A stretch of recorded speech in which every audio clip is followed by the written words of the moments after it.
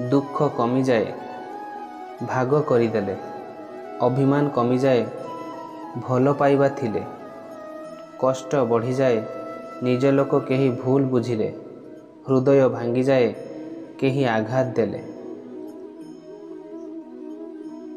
जदि कि आपणको भूली जाइछि ताको भूली जिबा उचित, काहेकि ना किछि लाभ हेब नाही काहा पछरे पड़ी जीवन को बर्बाद करिबा, बरं हसी हसी निज जीवन को बितांतु, कारण यह को ही कहंती असली जीवन।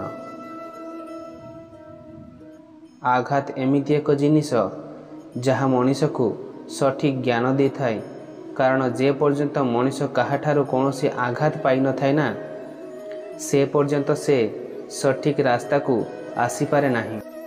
जीवन रे दुई जनक ठारु निजको दूरे रखिबा को चेष्टा करंतु।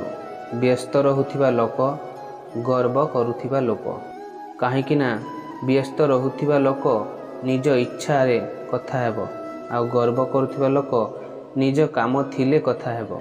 निज शरीर को आवश्यकता ठारु अधिक सजाओ नाही, कारण से दिने माटी रे मिसी जीवो। सजाइबा को जदि चाहुछ तेबे निज चरित्र को सजाओ, कारण मृत्यु परे भी लोके तुमको मने रखी। समस्या आम जीवन को बिना कारण रे केबे आसे नाही। समस्या आसिले आमको गोटे संकेत दिए, आम जीवन रे किछि बदलैबा को पड़िबो। जहा हेबार थिबो ताहा निश्चय हेबो, जहा न हेबार थिबो ताहा केबे हेबो नाही। एही कथा को जी ठीक भावे बुझी पारुथिबो ताकू चिंता केबे कष्ट देई परिबो नाही।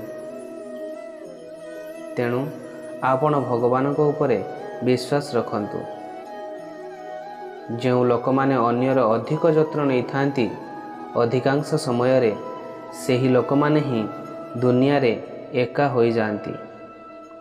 से मनीष आपण को उपस्थिति को केबे अनुभव करि परिबो नाही, जहा को आपण आवश्यकता ठारू अधिक समय दियंती।